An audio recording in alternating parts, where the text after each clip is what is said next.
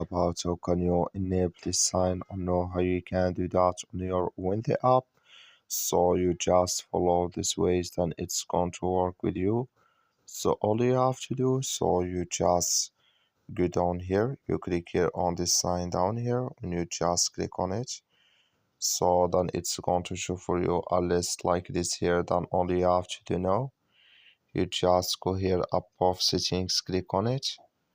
So then it's going to show for you a list like this. And all you have to do now, you just go down here, so you keep going down here.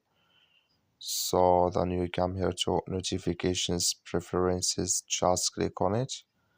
Then it's going to show for you a list like this here.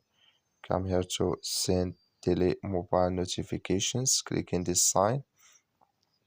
Like you see, this color show for us, that's mean it's enabled with us now. That's all you have to do. That's all. Thank you for watching. Don't forget to support us by like and subscribe.